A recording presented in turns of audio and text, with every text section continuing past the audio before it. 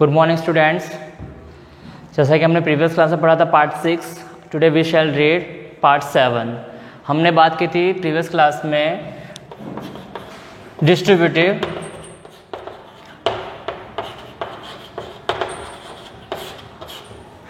ये जो एक डिटरमिनेंट का टाइप पार्ट है, तो इसमें हमने बात की थी ईच एवरी आइदर और नाइदर। तो हमने डिस्कस किया था ईच और एवरी पे। आज हम डिस्कस करेंगे आइदर और नाइदर पे। आइदर और नाइदर, आइदर और नाइदर की बात करते हैं। तो आइदर फर्स्ट हम बात करें। आइदर आइदर क्या करता है? इट इज यूज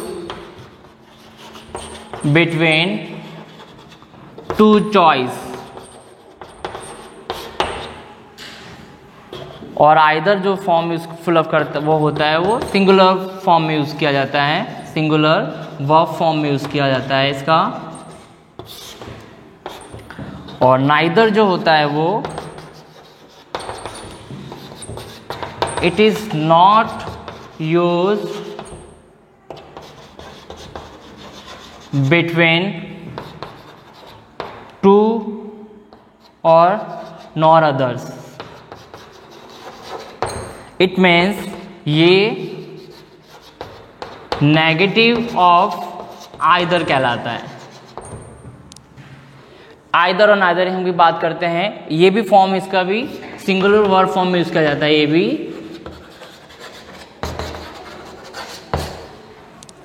आइदर और नाइदर नॉट, ठीक है, आइदर और। अब आइदर का यूज कहाँ होता है? It is use between two choice. ये दोनों ये सेंटेंस में क्या करता है? पॉजिटिव सेंस को एक्सप्रेस करता है। सेकेंड थिंग, ये सिंगुलर वर्ब फॉर्म के रूप में यूज होता है सेंटेंस में। सेम वही चीज का नाइदर का जस्ट ऑपोजिट में होता है।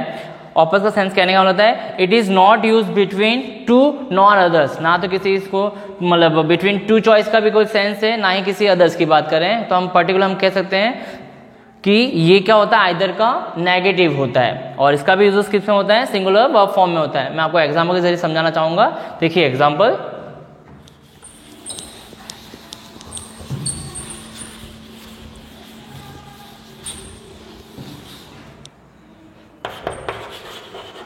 you could ask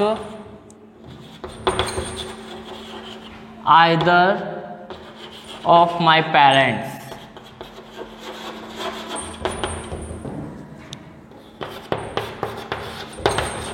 neither of these roads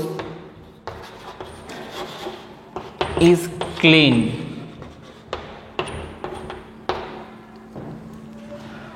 understood. अब मैं आपको दो सेंटेंस के जरिए समझाना चाहूंगा। यहाँ पे आइदर और नाइदर की बात की गई है। तो दोनों सेंटेंस में देखिए, फर्स्ट सेंटेंस में हमारे सेंटेंस में पॉजिटिव सेंस एक्सप्रेस हो रहा है, वही चीज़ नीचे वाले सेंटेंस में इसमें नेगेटिव सेंस एक्सप्रेस हो रहा है। ऊपर सेंटेंस में सेंस है you could ask either of my parents.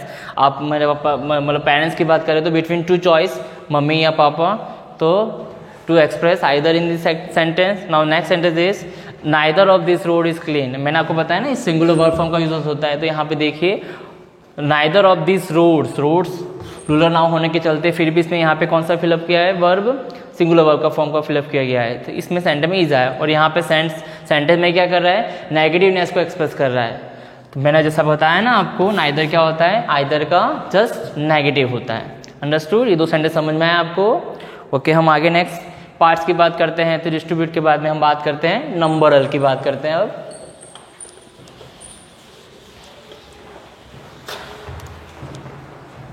Next point है हमारा नंबरल।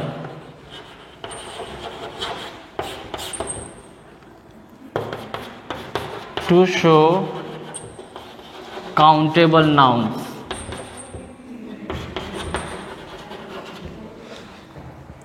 नंबरल क्या होता है? संख्यात्मक। संख्यात्मक का सेंस मेरा होता है कि नंबर के जितने भी जो वर्ड्स होते हैं, जैसे इनमें कौन कौन से आते हैं वो आप देख लीजिए। आप some, any, a few, the few,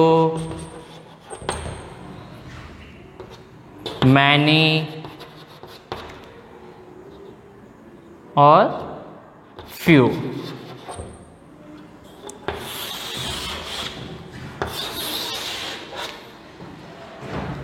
some, any, a few, the few, many और फ्यू, ये सारे के सारे नंबर्स में यूज होते हैं सारे वर्ड्स। और मैंने आपको पर्टिकुलर एक वर्ड में आपको बताया मैंने कि जितने भी सारे सेंटेंस, जो सेंटेंस में सारे जो वर्ड्स आते हैं, some, any, a few, the few, many, ये सारे क्या करते हैं सेंटेंस में काउंटेबल नाउन्स को एक्सप्रेस करते हैं। काउंटेबल का सेंस ये होता है कि ये वर्ड्स उन वर्ड नाउन्स के आगे यूज होते हैं जो क्या कर सकते हैं, उनको हम काउंट कर सकते हैं। अंडरस्टूड? उसमें नंबर का यूज होता है। हम डिस्कस करेंगे, इस पे डिस्कस करते हैं हम। Some, any, a few, the few, many, a few, ये सब है क्या वर्ड्स, इनके सेंटेंस एग्जाम में किस तरह से पूछे जाते हैं वो हम देखेंगे। देखिए एग्जाम्पल के जरिए आप।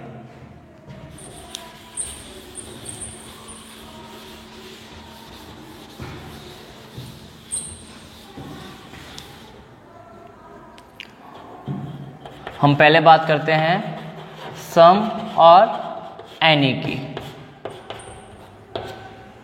सम और एनी की हम बात कर रहे हैं तो सेंटेंस में जो सम होता है,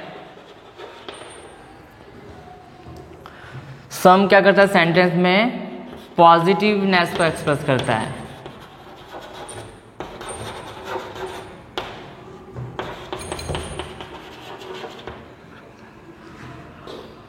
और to use in affirmative sentence।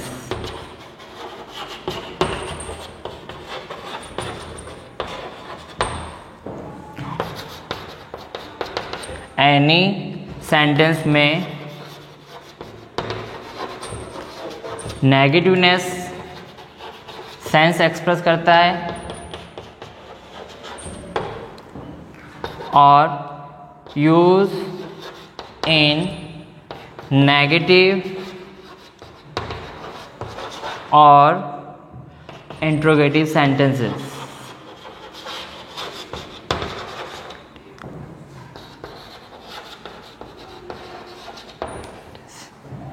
अब देखिए सम और एनी का जो सेंटेंस में कहाँ होता है, तो मैंने पहले बात की आपको, सम क्या करता है सेंटेंस में पॉजिटिवनेस सेंस को एक्सप्रेस करता है सेंटेंस में। और ये सेंटेंस कौन से सेंटेंस में यूज होता है, सम का अफर्मेटिव सेंटेंस में इसका यूज किया जाता है। सेम वही चीज हम एनी की हम बात कर रहे हैं तो एनी सेंटेंस में नेगेटिवनेस को एक्सप्रेस करता है सेंटेंस में, और ये किस सेंटेंस में यूज होता है, ये नेगेटिव और इंट्रोगेटिव सेंटेंस में एनी का यूज किया जाता है। मैं आपको एग्जाम्पल के जरिए समझाना चाहूंगा, तो एग्जाम्पल देखिए से दोनों के एग्जाम्पल किस तरह के आते हैं एग्जाम में।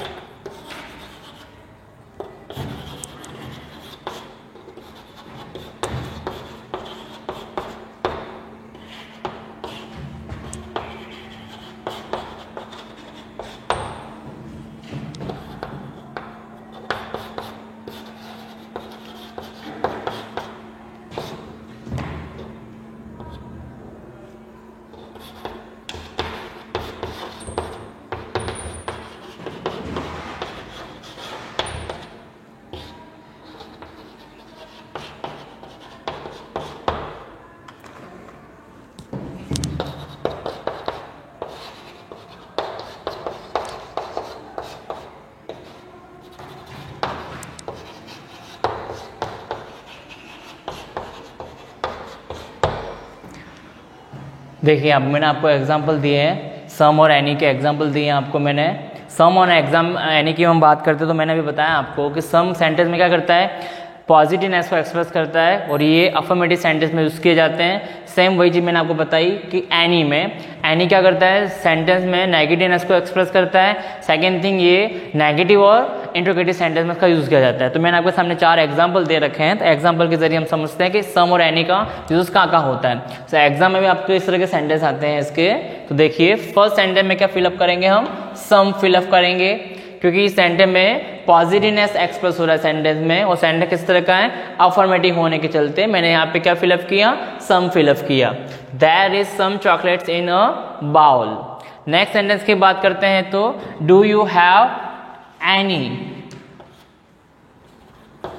जैसा कि मैंने आपको बताया है कि एनी का जो इंट्रोगेटिव और नेगेटिव सेंटेंस में उसके आ जाता है, तो हमने देखा कि नेक्स्ट सेंटेंस जो हमारा है वो कौन सा सेंटेंस है, वो इंट्रोगेटिव सेंटेंस होने के चलते मैंने यहाँ सेंटेंस में क्या फिलअप किया, एनी फिलअप किया।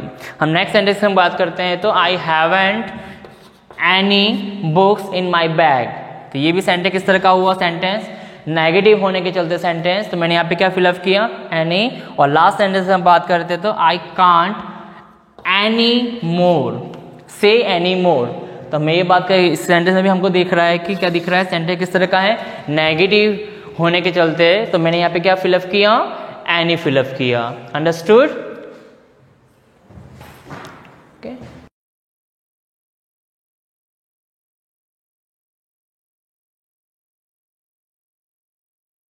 Good morning student.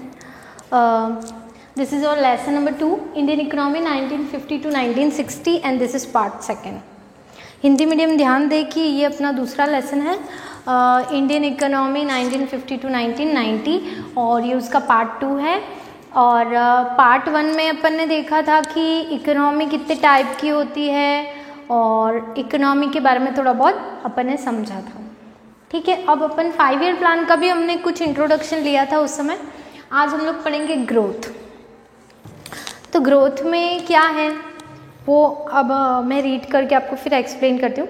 It refers to increase in the country's capacity to produce the output of goods and services within the country. It implies either a larger stock of productive capital और a larger size of supporting services like transport and banking, or an increase in efficiency of productive capital and services. A good indicator of economic growth in the language of economics is a steady increase in the gross domestic product.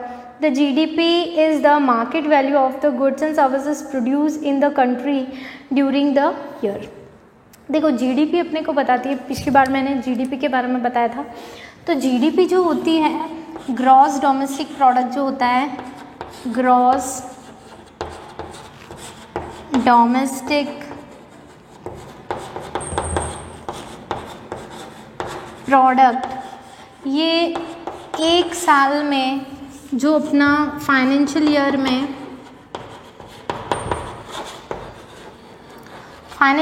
में जो अपना जितना भी goods और services produce होती है उसके amount को अगर अपन जोड़ दे पूरे देश के, तो अपनी जीडीपी अपने को मिलती है। तो जीडीपी भी बताती है कि हमारा ग्रोथ हुआ कि नहीं हुआ। ग्रोथ मतलब बढ़ना, किसी भी वे में देश आगे बढ़ा कि नहीं बढ़ा। तो ये सारी जो चीज़ें होती हैं ये उस समय थी ही नहीं, है ना, आज़ादी के पहले तो थी नहीं, और बाद में हमने फिर इनसे मेजर करना शुरू किया। Produced in India itself, this policy was considered necessary in order to reduce our dependence on foreign countries, especially for goods. It is understandable that people who were recently freed from foreign domination should give importance to self-reliance. Further, it was feared that dependence on imported goods supplies means उस समय ये हालत था कि हम लोग imported goods पे ज़्यादा डिपेंडेंट थे। तो अब उस समय फिर जब हम लोग इंडिपेंडेंट का टाइम आया और ये वाला जो ईरा चल रहा था 1950 टू 1990 में, इसमें गवर्नमेंट ने सबसे पहले पॉलिसीज़ बनाना शुरू किया कि कैसे हम लोग स्टेप बाय स्टेप देश को आगे बढ़ाएंगे, कैसे हम ग्रोथ करेंगे। क्योंकि कोई भी चीज़ हमें करनी होती है तो प्लानिंग बहुत ज़रूरी होती है। एक छोटा सा काम भी, अगर हमें घर से स्कूल भी आना है तो एक छोटी प्लानिंग बनाते हैं कि हम लोग को इतने बजे उठना है, इतने बजे तक नहा लेना है, ब्रेकफास्ट कर लेना है, घर से निकल जाना है और स्कूल में इस समय पहुंचना है। और जब हम प्लानिंग के अकॉर्डिंग नहीं चलते, प्लानिंग हमारी प्लानिंग तो बनी हुई रहती है लेकिन हम उस पर उसके हिसाब से नहीं चल पाते तो हम स्कूल भी देर से पहुंचते हैं। मतलब छोटे छोटे चीज़ों के लिए भी हम प्लानिंग बनाते हैं। तो देश को चलाने के लिए तो ऑब्वियसली हमें एक कॉन्क्रीट प्लानिंग चाहिए थी और जिसको स्ट्रिक्टली फॉलो करना बहुत ज़रूरी था क्योंकि उस समय ग्रोथ बहुत ज़रूरी हो गई थी। तो सबसे पहले 5 ईयर प्लान को इंट्रोड्यूस किया गया, the goals of 5 year plans.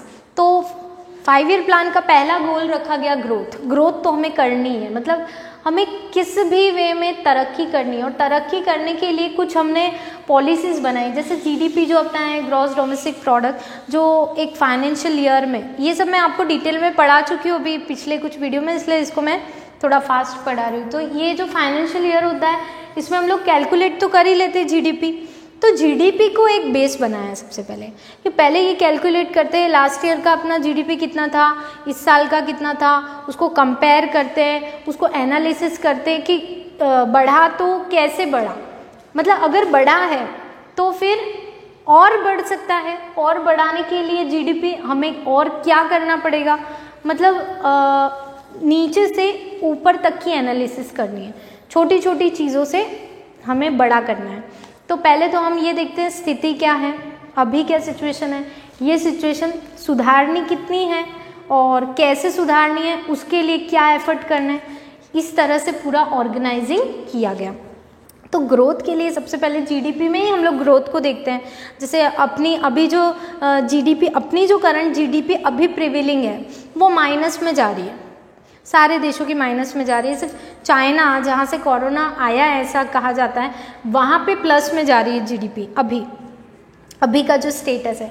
इसका रीज़न ये है कि उन्होंने जल्दी से उस पर ओवरकम हो गया था, रिकवर कर लिया था उन्होंने कोरोना को, और मतलब उन्होंने वो सारी चीज़ें वापस चालू कर ली, जो भी उनकी पब्लिक ट्रांसपोर्ट है वहाँ के, जो भी मतलब वहाँ अंदर का सारा बिजनेस उसने शुरू कर दिया, प्रोडक्शन शुरू कर दिया। और चाइना को सबसे ज़्यादा फ़ायदा तो हम लोग ही देते हैं वहाँ के सारे प्रोडक्ट यूज़ करके। तो जैसे उसने प्रोडक्शन शुरू किया, उसने एक्सपोर्ट शुरू कर दिया, इस तरह से उसकी जो जीडीपी है वो वापस प्लस में जाने लग गई। और हम लोगों की माइनस में इसलिए चल रही है क्योंकि अभी हम कोरोना को ओवरकम कर ही नहीं पाए, कुछ हद तक कर पाए हैं, और ऐसे में सारे बिजनेस, सारी चीज़ें और उतना गैदरनेस करना हमारे लिए थोड़ा रिस्की है। तो सारे ही देश अभी माइनस में जा रहे हैं। तो माइनस में जाने का मतलब ये है कि पहले जो जीडीपी थी अब तक आधा साल होने पे, उसके मुकाबले हम लोग बहुत कम हैं, ठीक है, मतलब कमाई हो नहीं रही है, सीधी सी बात है, जीडीपी कमाई को ही बताती है। तो ग्रोथ में सबसे पहले जीडीपी को लेके चलें, फॉरेन गुड्स का इंपोर्ट कम करना है, इस बात पे ध्यान दिया गया। अब इंपोर्ट कम करना है तो हम लोग, मैंने जैसे पहले ही बताया था, हम किसी भी कंट्री को ये नहीं बोल सकते कि नहीं तुम्हारा प्रोडक्ट नहीं खरीदेंगे, क्योंकि हमारा जो WTO वर्ल्ड ट्रेड ऑर्गेनाइजेशन में जो हम मेंबर्स हैं, वहाँ पे सारी मेंबर्स कंट्री साइन करती है। मतलब एक एग्रीमेंट की तरह होता है कि वहाँ जो साइन करेंगे वो आपस में एक्सपोर्ट इंपोर्ट कर सकते हैं, तो हम उन पे बैन नहीं लगा सकते, ठीक है, एक्सपोर्ट इंपोर्ट पे। लेकिन अगर हम ये चाहते हैं कि इंपोर्टेड गुड्स कम खरीदे जाएं, तो उनकी जगह पे जो यूज़ हो सके वैसे गुड्स अपने देश में ही हम बना सकते हैं। तो मतलब लोगों को ऑप्शन देंगे तो वो लोग अपने आप ही कन्वर्ट हो जाएंगे, डाइवर्ट हो जाएंगे दूसरे गुड्स पे, और वो सस्ता भी पड़ेगा जो देश में बनेगा, क्योंकि उस पर ट्रांसपोर्ट कॉस्ट कम लगेगा, टैक्स कम लगेंगे। तो इसीलिए इंपोर्टेड गुड्स को कम करने के लिए, ग्रोथ को बढ़ावा देने और इंपोर्टेड गुड्स को कम करने के लिए क्या करना था हम लोगों को, प्रोडक्शन बढ़ाना था, और प्रोडक्शन बढ़ाने पे ज़्यादा ध्यान दिया गया। उसके बाद जो स्टेप था वो था equity.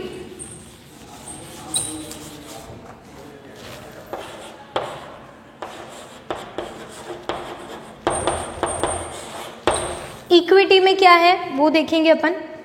Now growth, modernisation and self reliance by themselves may not improve the kind of life which people are living. A country can have high growth, the most modern technology developed in country itself and also have most of its people living in poverty. It is important to ensure that the benefit of economic prosperity reach the poor section as well instead of being enjoyed only by the rich.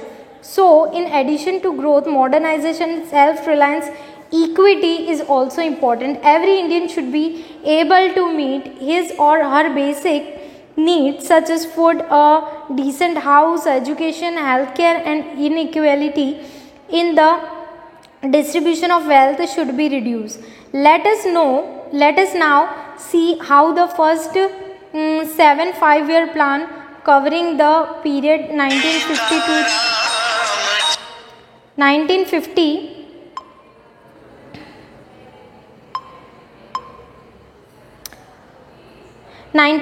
to 1990 attempted to attain these 4 goals and the extent to which they succeed in doing so with reference to agriculture, industry and trade. You will study the policies and development issue taken up after 1991 in chapter 3. देखो, equity का मतलब था समानता. Equity का मतलब क्या है? समानता. समानता में ये होता है कि पहले इंडिपेंडेंस से पहले एक तो अमीर गरीब वाला बहुत हो गया था, क्योंकि ज़्यादातर लोग गरीब हो गए थे. जो अमीर थे वो बहुत अमीर थे. अब इंडिपेंडेंस के बाद भी वही चीज़ कंटिन्यू होगी कुछ समय तक, जब तक कि जो गरीब लोग हैं, जो पुअर सेक्शन से हैं, उनको उनका क्लास बढ़ाने के लिए, उनको सारी बेसिक नेसेसिटी पूरी करने के लिए जब तक गवर्नमेंट काम नहीं करेगी. तो समानता लाने के लिए सरकार ने किस चीज़ पे ज़्यादा ध्यान दिया? Basic necessity.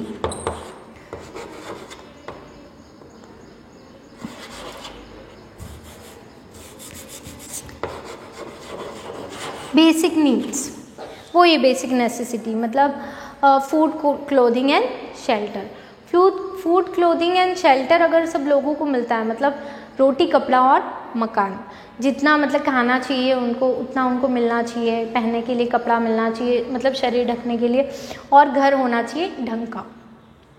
ठीक है, तो ये 3 फैसिलिटी अगर सब लोगों को मिलती है देश में, तो वो लोग बहुत पुअर नहीं रहते हैं.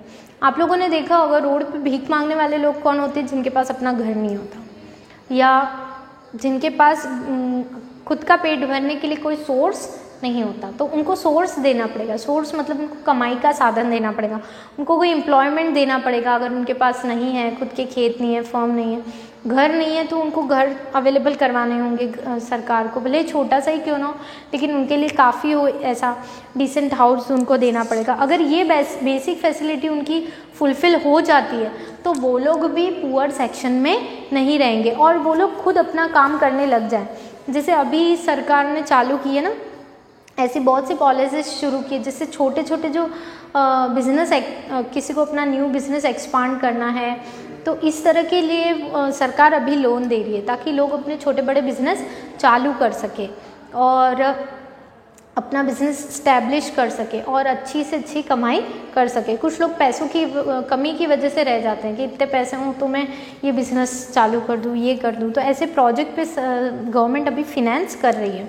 तो अपन पहले की बात कर रहे हैं, पहले भी यही था कि लोगों को खुद के पैरों पे खड़ा करना, मतलब सेल्फ रिलायंस करने के लिए कि वो खुद अपना ये तीनों नेसेसिटी पूरी कर सके, उसके लिए उन्हें काबिल बनाने के लिए सरकार को काम करने की ज़रूरत थी. अगर ये काम हो जाता है तो वैसे भी जो पॉवर्टी है वो अपने आप कम हो जाने वाली थी.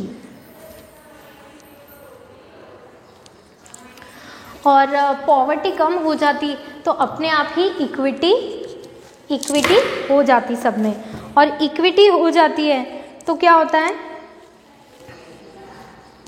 इक्विटी जब हो जाती है तो ये जो the goals of 5-year plan है, इसका जो सेकंड पॉइंट है इक्विटी, अगर ये फुलफिल हो जाता है तो ग्रोथ में भी हमको बढ़ावा मिलता. आगे देखते हैं नेक्स्ट क्या है.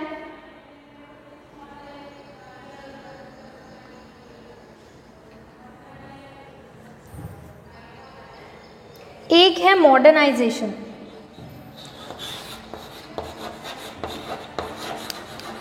मॉडर्नाइजेशन। मॉडर्नाइजेशन का मतलब है आधुनिकता, नयापन। अब हम लोग पुराने जो हमारे प्रोडक्शन टाइप्स है उस तरह से हमारा देश उस समय चल रहा था, तो नया मॉडर्नाइजेशन लाना मतलब नई प्लांट और मशीनरी अपने देश में लाना, नई टेक्निक्स लाना, जिससे हम लोग भी अपने देश को आगे बढ़ा सकें। लोगों को मॉडर्नाइज करना मतलब एजुकेट करना, वो सिर्फ बिजनेस या खेती पे ही डिपेंड न रहें बल्कि वो नौकरियां भी करें, पढ़ लिख जाएं, कुछ करें। इसके लिए मॉडर्नाइजेशन को भी बढ़ावा दिया, क्योंकि मॉडर्नाइजेशन होगा तो देश का वैसे भी विकास होगा। उसके अलावा सेल्फ रिलायंस। सेल्फ रिलायंस का मतलब है कि खुद एबल हो जाना, अपनी तीनों बेसिक नीड्स लोग फुलफिल कर सकें। अगर ये चारों पॉइंट फुलफिल हो जाते हैं, चारों पॉइंट मतलब ग्रोथ हो जाती है देश की, देश के लोगों में समानता आ जाती है, इक्विटी आ जाती है, मॉडर्नाइजेशन आ जाता है, मतलब आधुनिकता, मतलब न्यू प्लांट एंड मशीनरी अपने देश में हम लोग इंपोर्ट करते हैं या टेक्नोलॉजीज लाते हैं, प्रोडक्शन को बढ़ावा देते हैं। और जो लोग पहले खेती पे ही डिपेंडेड रहते थे क्योंकि वो लोग पढ़े लिखे नहीं थे, सीधी सी बात है, तो अगर उन्हें एजुकेशन दिया जाए तो उन्हें एम्प्लॉयमेंट भी दिया जा सकता है, वो खुद भी एबल हो जाएंगे, सेल्फ रिलायंस हो जाएंगे, जिससे वो अपनी बेसिक नीड्स जो है फूड, क्लोथिंग एंड शेल्टर, उसे भी वो खुद पूरा कर पाएंगे। और जब ये चारों चीज़ें पूरी हो जाएंगी तो 5 ईयर प्लान भी, मतलब ये जो फर्स्ट 5 ईयर प्लान था इसमें इन चारों चीज़ों पे मेनली ध्यान दिया गया, ठीक है। और ये चारों चीज़ें अगर फुलफिल हो जाती है तो वैसे भी नेक्स्ट जो 5 ईयर प्लान होगा उसमें आगे की स्ट्रेटेजी बनाई जाएगी, मतलब रणनीति तय की जाएगी। अभी खैर 5 ईयर प्लान बंद है, लास्ट जो 5 ईयर प्लान था वो था अपना 12th 5 ईयर प्लान। अब 5 ईयर प्लान ही बनते हैं, अब छोटे टर्म के प्लान बनते हैं, जैसे से 1 ईयर 2 ईयर, मतलब एक गोल पूरा होने तक ही प्लान होता है, जैसे वो गोल अचीव हो गया वो प्लान खत्म, नेक्स्ट प्लान आ जाता है। तो अब 5 ईयर प्लान बंद कर लिए गए हैं, लेकिन तब से चालू हुए थे 1950 से, तो उनमें अलग अलग गोल्स रखे जाते थे, लक्ष्य रखे जाते थे कि इस 5 ईयर में अपने को ये चीज़ों पे इतना काम करना है। 5 ईयर के बाद ये देखा जाता था कि हाँ हमने जितना सोचा था या जितना हमने इस पे इन्वेस्ट किया या जितना एक्सपेक्टेड था उतना हमको रिज़ल्ट मिला या नहीं मिला या कहाँ तक हम सक्सेसफुल हुए, उसकी रेटिंग की जाती थी, ताकि पता चले कि अगले 5 ईयर प्लान में इनमें से ही पुराने जो हमारे प्रॉब्लम्स थी उन्हीं को आगे बढ़ाना है या नई चीज़ों पे हमें ध्यान देना है। तो इस तरह से 5 ईयर प्लान को इंट्रोड्यूस किया गया। कौन से ईरा में? 1950 टू 1990s में। That's it. नेक्स्ट जो अपना वीडियो होगा उसमें हम आगे देखेंगे।